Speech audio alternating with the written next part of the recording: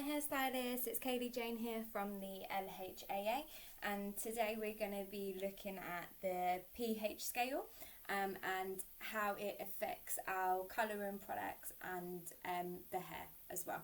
Okay, so I have drawn up the pH scale on here. So the pH scale will measure the product's amount of acidity or alkaline that the product is. Okay, so on one side of the pH scale we have acid, and on the other side we have alkaline.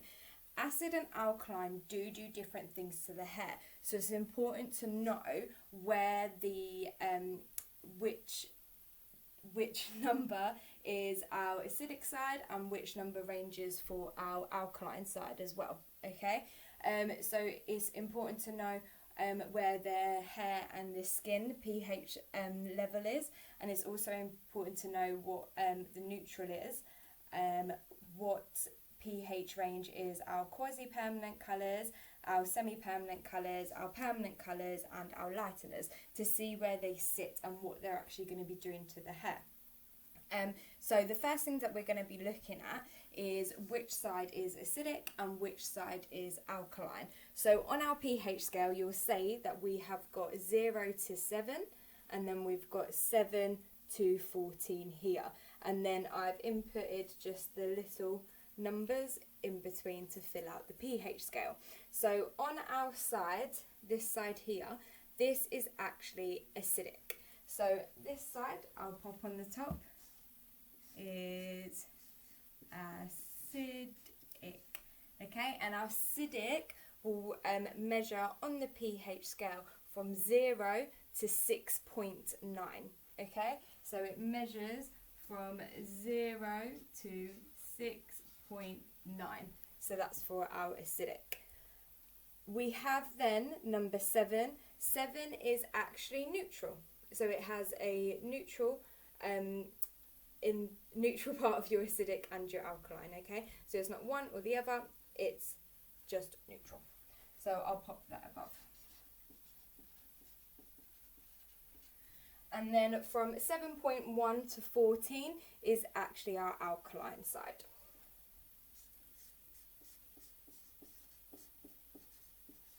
So, and again I'll pop it on the top, so it's 7.1 to 14. So acidic and alkaline products do different work in different places of our hair. Okay, so it will do different things. It has different strengths. So it means it will do different things depending on the products that you're using, which we're going to be seeing in a moment.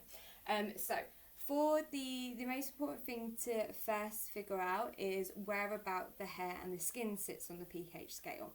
So our skin and our hair is naturally acidic, so it will be sitting on this side of our pH scale, and it actually sits in between 4.5 to 5.5. Okay, so I'm just going to pop that in there for us now. So I'll just do a little box here, and then we'll put, I'm just going to go down so you can see it, skin and hair, so that's 4.5 to 5.5. Okay, is the natural pH of our skin and our hair. So the reason why it's important to know this is because after a colouring product we should always be looking, a colouring service, sorry, we should always be looking at restoring the hair's natural pH back, okay, which will make sense in a moment. So the next things that we're going to be looking at is our different colouring products that we have. So the different colouring products we have is our semi-permanent colours, we have our quasi-permanent colours, we have our permanent colours, and we have our lighteners. So these are the 4 different products we're going to look at and seeing where they sit on the pH scale, and then I'll explain why they sit there and what acid does to the hair and what acidic products do to the hair, just so you know the difference. Okay, so when we look at our semi-permanent colours are colours that just sit on the outside of our hair, and they can last, depending on the client's porosity, they can last anything up to 10 washes. Okay, normally our semi-permanent colours will be sitting on our acidic side, because obviously it naturally washes away. Also, it's your semi-permanent colours, we don't use a peroxide to mix it with, so it just comes straight out of the bottle. Okay, so that's our semi-permanent colours. They sit in between the pH scale of 5 to 6.5. So again, we'll pop that on here. So I'm just going to do it on the underside, just so we know. So this is our semi-colour, which is pH 5 to 6.5. There is a range, just because every single brand will be slightly different, okay? So some could be a little bit more higher in acid and some could be a little bit more lower. So that's why all of the products that we're looking at, it will all have a range of where they sit roughly on the pH scale itself, okay? So our semi-permanent colour, if you are a L'Oreal person, then it will be your chromative colours. If you're a Weller person, then it will be your Colour Fresh, okay? So the next one that we're going to be looking at is our quasi-permanent colours. So our quasi-permanent colours, as you know, is always mixed with a peroxide. A little bit of a lower peroxide level, but we always mix it with a peroxide. And it obviously differs depending on what brand you use with what peroxide strength you are going to use.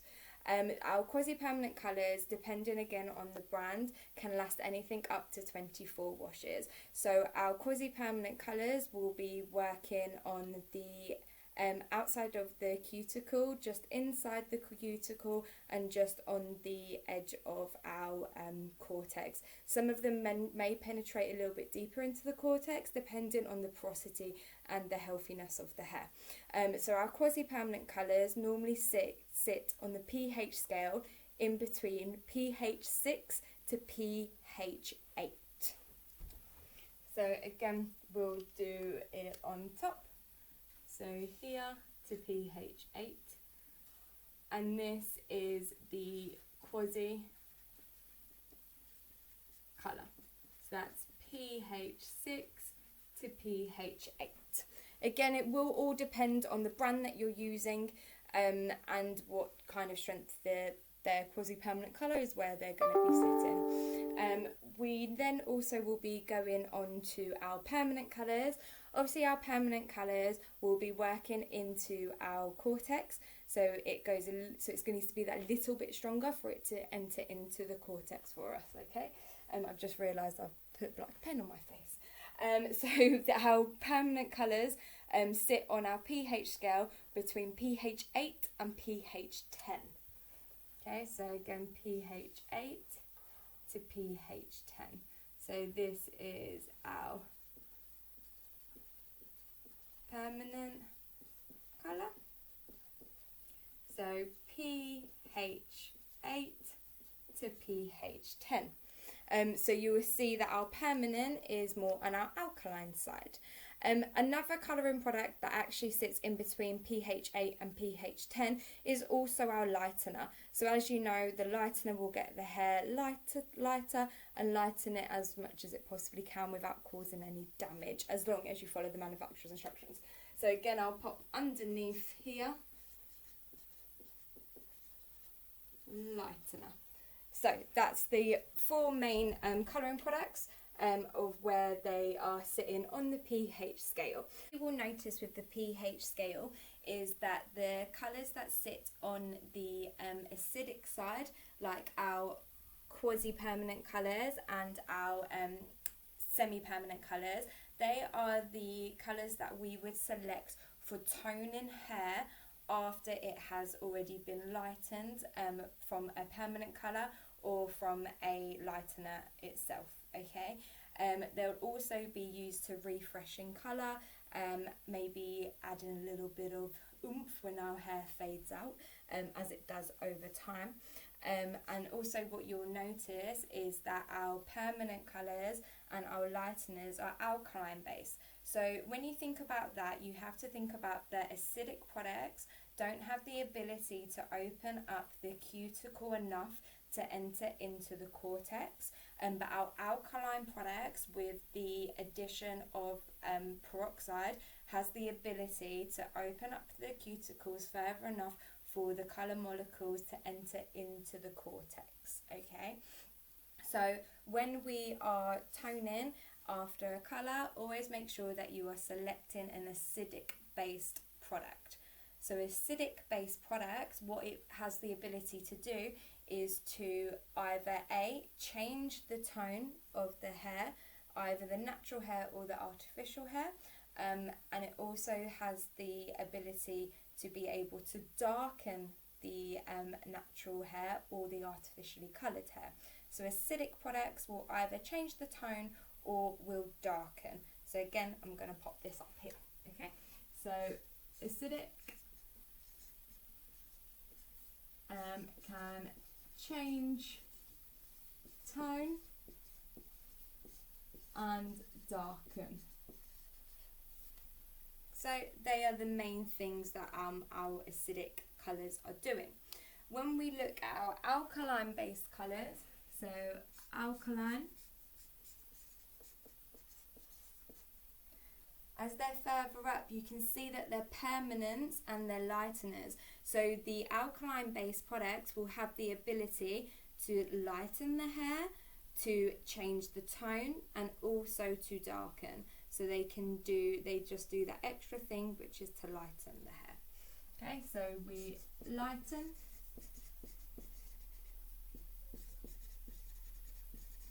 change tone, and darken.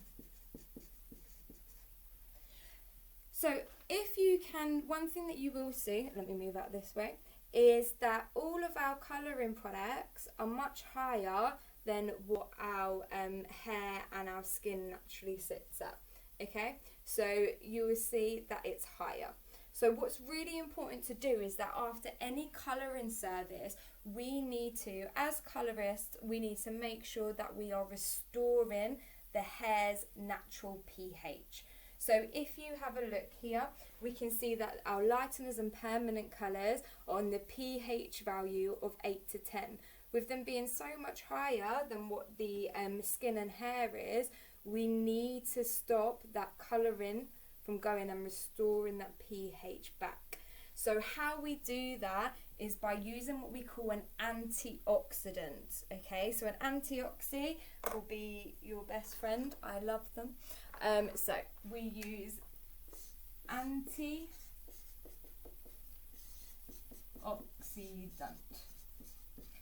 So what an antioxidant is, it's normally coloured conditioners will contain some kind of antioxidant. You might be working with a brand that actually has a specific antioxidant. So with Wella, we do actually have what we call Surface, and we have our Blonde or Sealing Care. They are specific antioxidants to use after a colouring service. What our antioxidants do is A, it restores the hair's natural pH. B, it stops what we call creeping oxidization. Creeping oxidization means that the colour is continuing to develop even after you've shampooed it off. So I'll try and make that a little bit more understandable. So how many of you have maybe put highlights into the hair and you've applied a toner, and when you've applied it, it's either ended up looking a bit pinky or a bit purpley, normally around the hairline here where people have forgot to give a good rinse out? That there is an example of you leaving colouring product in the hair, has not been rinsed out, and actually the previous product is still oxidizing, it's still working. And then obviously you're putting a toner on, so it's just reacting together, and it's just that it's still working. You haven't stopped it, you haven't stopped that oxidization. So then antioxidant is stopping it, so it's stopping creeping oxidization. It also closes the cuticle to give you a nice even canvas to work with. You should be technically using an antioxidant before you tone. So this is why a lot of your colour shampoos and your colour conditioners will naturally contain an antioxidant. So an antioxidant again does three things. It stops creep and oxidization, it restores the hair pH balance back, and it also closes the cuticle. Okay, so I'm going to pop that down here. So an antioxidant, as we've said, stops creeping oxidization.